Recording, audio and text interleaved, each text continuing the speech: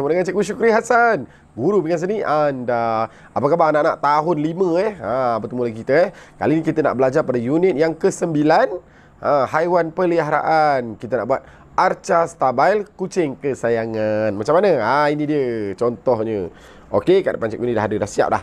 Okey, jadi untuk video pertama ni, anak-anak kita tengok dulu nota dan penerangan daripada cikgu supaya kamu lebih faham untuk kita buat aktiviti selepas ni. Okey, jom.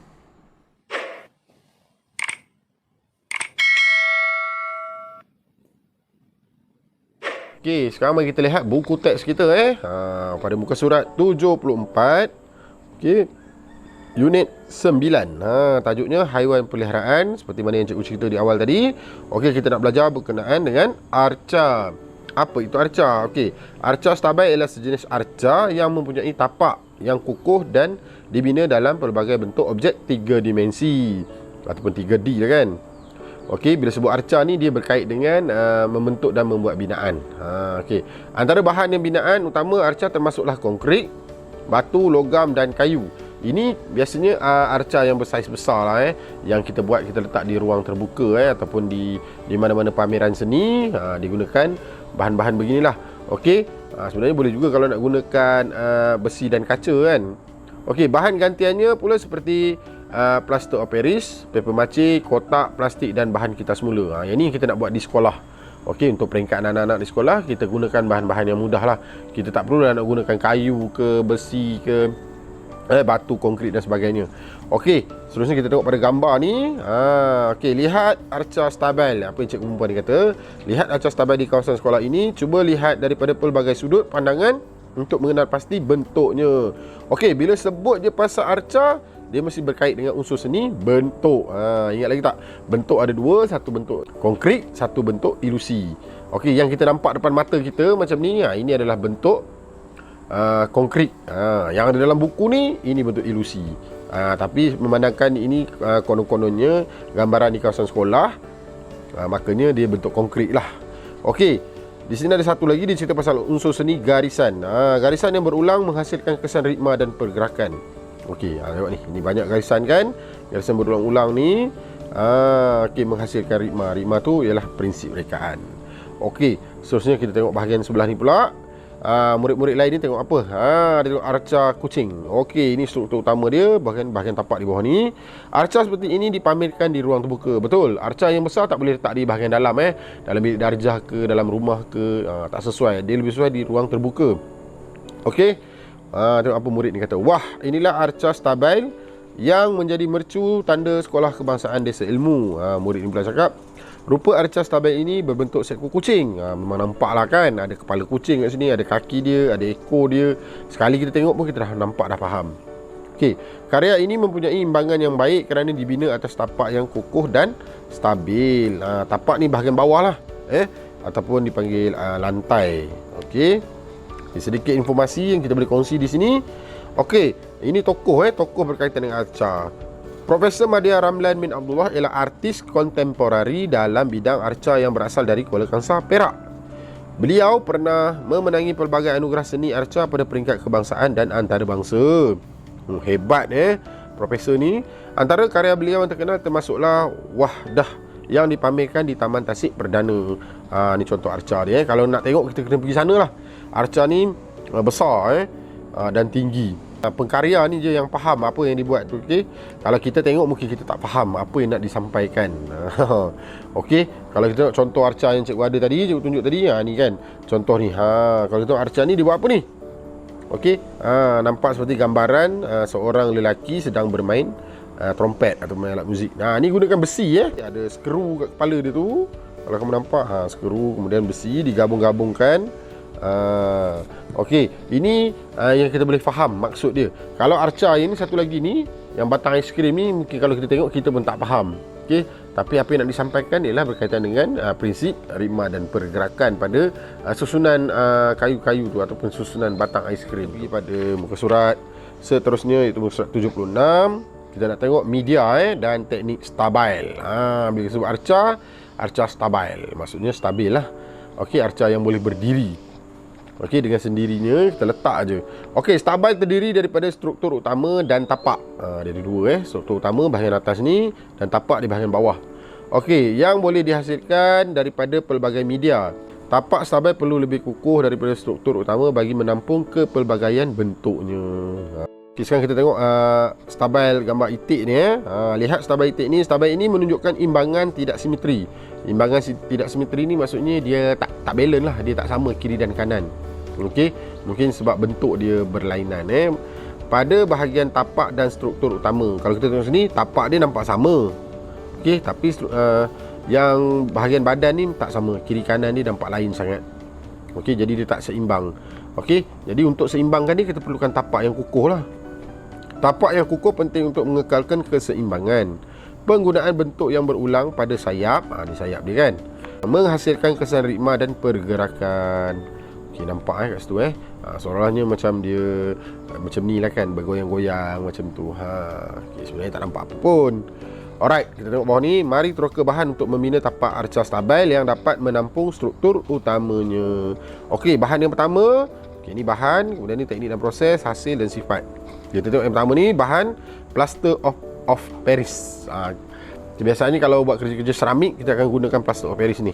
Okey, bahan ni dicampurkan dengan air, gaul. Okey, kemudian kita masukkan dalam acuan. Okey, acuan ni sekarang kita gunakan bekas telur plaster of Paris dimasukkan ke dalam bekas telur. Okey, kemudian dia keringkan. Kemudian sifat dia kita tengok berat dan kukuh. Ini mungkin susah kita nak dapat untuk anak-anak sekolahan, mungkin payah nak dapat. Kalau ada pun mungkin di kedai-kedai buku kita boleh beli. Kalau tak ada, kita jangan guna yang ni. Jangan susahkan diri kita. Kita guna yang nombor 2 ni. Okey, yang ni lebih senang. Okey, batu hiasan yang dalam akuarium tu lah, yang biasa tu. Okey, cikgu ada contoh. Ini batu hiasan. Okey, nampak ada banyak dalam ni. Okey, ini batu hiasan bersama dengan botol plastik. Ni botol plastik ataupun botol mineral biasa tu. Kita potonglah bahagian tengah ni kan. Okey, bahagian tengah ni kita potong. Gunakan gunting ke pisau ke, potong. Letakkan batu di dalamnya. Okey, sifat dia berat dan mudah digunakan. Jadi kalau kita nak cucuk, nak letak apa-apa kat dalam tu, memang mudah lah. Jadi dia tak bergerak lah. Okey, kemudian kita pergi pada muka surat seterusnya. Mari teroka penghasilan struktur utama arca stabile menggunakan pelbagai media dan proses. Kita kan nak buat arca kucing kan. Okey, jadi kita boleh gunakan alatan dan bahan ni. Okey, kita tengok yang pertama ni, bot busa. Cikgu ada bot busa. Kita nak tunjuk kat kamu ini bahan bot busa, plaster of Paris, dawai. Okey, kita pergi yang pertama dulu, bot busa. Okey, cikgu nak tunjukkan contoh bot busa. Okey, kat sini cikgu ada contoh. Bot busa ni sebenarnya besar tau, tapi cikgu nak tunjuk sikit je lah kat kamu kan. Okey, nanti kita potong-potong dia.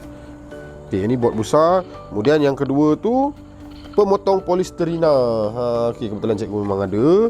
Ini dia styrofoam cutter. Kita boleh potong polisterin. Okey, ni dalam dia macam ni. Cara nak guna dia macam mana? Kita kena masukkan bateri kat sini lah. Okey, kita cabutkan bahagian ni. Okey, bahagian ni kita boleh masukkan bateri kat sini. Okey, ini bateri. Alright, kebetulan memang ada. Okey, ni bateri dia. Alright, kita masukkan dia kat sini. Macam tu, mudah je. Okey, kemudian tutup balik. Okey, mudah je. Terbalik pula. Okey, cara nak guna dia, kita tekan je kat sini. Kemudian bot busa ni kita potong. Okey, ni kita kena panaskan dia dululah. Kita tekan sini bagi dia panas sikit, nanti kita potong dia macam tu. Okey, nampak Saya tunjukkan demo sikit. Okey, mudah je. Okey, cara nak guna dia. Cuma dia agak berbahaya lah, takut kena tangan kan. Kena berhati-hati. Okey, seterusnya kita tengok dia punya teknik dan proses tadi cikgu dah tunjuk macam mana kita nak potong kan. Okey, cantuman bot menggunakan pita pelekat 2 muka, double sided tape lah. Okey, ini hasil dia. Kemudian ini sifat bahan, mudah dipotong dan sesuai untuk menghasilkan stabile berskala kecil. Skala kecil tu maksudnya mungkin besar tapak tangan kita je. Plaster of Paris, ini acuan. Yang ni pun ada jual kat kedai buku, kedai-kedai alat tulis, kedai-kedai seni, barang-barang seni memang ada. Okey, Plaster of Paris dimasukkan ke dalam acuan, kemudian dia keraskan, kemudian cabut daripada acuan tu. Ni dia kukuh dan mudah dibentuk mengikut acuan. Kemudian kita tengok dawai. Okey, cikgu tak ada dawai kat sini, tapi tak apa, dawai ni rasanya anak-anak pun dah kenal kan. Okey, kemudian pelayar muncung tirus. Ni cikgu ada satu contoh pelayar. Ni. Tujuannya untuk memotong ni lah, dawai lah kan. Okey, ni pelayar biasa ni. Okey, ni muncung, dia tajam kat bahagian depan ni kan. Okey, bahagian ni untuk memotong dawai. Pegang macam tu. Okey, ni senang sebab dia ada spring kat sini. Okey. Kita gunakan pelayar ni bersama dawai untuk kita menghasilkan arca. Okey. Cantuman dawai menggunakan lilitan. Jadi macam ni. Ni contoh dia lah. Mudah dibentuk dan sesuai sebagai kemasan karya. Pergi pada muka surat seterusnya. Kita pergi pada muka surat 78, tajuk stabil kucing kesayangan. Ni gambar kucing kita, nampak kan? Okey, comel je. Okey, mari hasilkan arca stabil bertemakan alam semula jadi. A. Perkembangan idea. Ideanya daripada ni lah. Okey, alam semula jadi haiwan. Ni contoh hal bendanya. Kemudian ni lakaran idea. Okey, kalau kita tengok lakaran 1, lakaran 2, lakaran 3, ada 3 lakaran ni. Kemudian yang ni yang dipilih, lakaran 2 yang dipilih. Ini hanyalah cadangan untuk aktiviti kali ni. Tapi kalau kamu ada cadangan lain, kamu nak buat haiwan lain pun tak ada masalah. Ini hanya cadangan. Kalau kamu kata nak buat burung ke, nak buat ayam ke, boleh, tak ada masalah. Yang ni hanya cadangan untuk kita buat kucing. Sebab tajuknya kucing kesayanganku. Okey. Kemudian kita dah pilih lakaran yang kedua ni. Kemudian kita buat penentuan bahan. Bahan apa yang kita nak guna? Okey, kenal pasti struktur utama dan tapak stabil. Pilih bahan yang sesuai supaya stabil, lebih kukuh dan selamat. Okey, ini gambaran yang kita nak buat ni, gambaran awal saja. Okey, struktur utama badan kucing. Dia gunakan bot busa. Bot busa yang tadi itulah yang cikgu dah potong ni kan. Yang tebal ni. Okey, ni bot busa. Alright. Tapak bot busa disusun secara berlapis supaya lebih kukuh. Mungkin bot busa ni kita boleh susun 3 lapis atau 4 lapis. Okey, bentuk yang sama disusun secara berulang bagi menampakkan kesan ritma dan pergerakan. Batu hiasan. Ni batu hiasan tadi. Okey, batu ni. Okey, batu hiasan ni dah terkeluar dah dari situ. Okey, batu hiasan ni kita akan gunakan pada lapisan kedua dan ketiga sebagai pemberat untuk mengukuhkan kedudukan tapak. Alright, faham Okey, seterusnya kita pergi pada C, penghasilan karya. Okey, nak buat karya ni langkah pertama kita kena melukis lah. Kita buat lakaran kucing dulu. Okey, ada 3 sebab 3 lapis. Mungkin yang kecil, yang sedang dan yang lebih besar. Kemudian ni kita nak buat dia punya tempat untuk kita lekatkan ketiga-tiga kucing kita ni lah. Okey, langkah kedua. Ni langkah 1, ni langkah 2. Okey, langkah 2, dah buat lakaran tu. Atas bot busa kita potong menggunakan pemotong polisterina ni lah. Okey, potong bot busa mengikut lakaran. Ni hasil potongan rupa kucing. Okey, awas, berhati-hati semasa memotong bot busa menggunakan pemotong polisterina. Takut kena tangan kan sebab dia panas. Okey, cantumkan rupa kucing pada penyambung supaya kukuh dan seimbang. Macam ni lah. Dan langkah keempat dia kata susun kedudukan rupa kucing yang bersaiz besar di tengah-tengah untuk menghasilkan gambaran bentuk kucing. Nampak macam dalam gambar ni. Okey, kamu boleh rujuk buku teks kamu lah untuk lebih pemahaman. Okey, hasil struktur utama stabil. Ini belum siap lagi, baru badan dia. Kita nak tengok tapak dia pula. Seterusnya, kita tengok langkah yang kelima, kita nak buat tapak. Lakar 4 rupa bujur dengan saiz yang berbeza pada bot busa. Okey, maksudnya kita kena buat lakaran lah. Kalau kamu ada komputer dekat rumah, lagi senang kamu boleh buat dengan komputer je, jadi tak payah lukis. Contoh macam ni cikgu nak tunjuk. Okey, ni cikgu dah print mudahlah. Kita tak perlu lagi nak melukis, kita print je, kita buat gunakan software tertentu lah. Contohnya macam Adobe Illustrator lah kalau ada. Kalau tak ada, kena lukis lah. Okey, ini lakaran kucing yang cikgu gunakan komputer. Cikgu print juga sama. Jadi kita mudah lah kalau kita nak buat kerja kan. Okey, kalau ada lah komputer, ada software, boleh buat. Tapi kalau tak ada, nak buat macam mana? Nak tak nak, kenalah melukis. Okey, kemudian dia kata potong keempat rupa bujur tersebut. Langkah ke-6. Langkah ke-7, tebuk lubang pada lapisan kedua dan ketiga dengan saiz yang sama. Okey, sekarang kita dah ada 4 lapis. Kita dah ada 4 lapis tapak ni. Bahagian dalam tu kita letak batu. Lekatkan ketiga-tiga lapisan tapak menggunakan pita pelekat 2 muka, double sided tape lah. Kemudian yang ke-9 ni kata, masukkan batu hiasan di tengah-tengah lapisan sebagai pemberat untuk mengukuhkan tapak. Betul, sebab bot busa ni ringan. Kalau kita tak letak batu, nanti angin tiup dia terbang. Okey, langkah yang ke-10, lekatkan lapisan keempat pada lapisan ketiga. Tapak yang terhasil menampakkan kesan ritma dan pergerakan. Okey, yang ni dia kata lekatkan hasil. Yang ke-11 lekatkan hasil struktur utama pada bahagian tapak menggunakan pita pelekat 2 muka. Okey, langkah yang ke-12 ni kemasan karya. Maksud langkah terakhir lah. Buat kemasan arca stabil dengan bahan hiasan yang sesuai. Okey, ni tapak dia, ini badan dia, struktur utama, dan ni hiasan. Hiasan ni menggunakan dawai hiasan lah. Okey, mana nak dapat dawai hiasan ni, kita kena belilah kan. Mari lakukan apresiasi karya arca stabil yang telah kamu hasilkan. Bincangkan tentang bahasa seni visual, teknik dan proses yang digunakan dalam penghasilan karya. Okey, ni contoh reka bentuk yang lain lah. Okey, tengok kalau kawan kamu tu dia kata apa tu?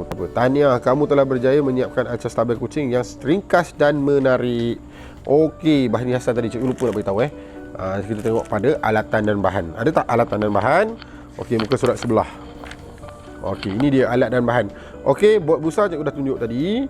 Okey, kemudian pensel untuk melakar. Yang ketiga, pita pelekat 2 muka macam ni lah. Okey, pita pelekat. Okey, double sided tape. Yang ni biasa kita guna kan. Okey, untuk memudahkan kerja. Seterusnya, pemotong polisterina. Yang ni lah, pemotong polisterina yang cikgu tunjuk awal tadi. Batu hiasan, macam biasalah yang ni. Okey, banyak ni.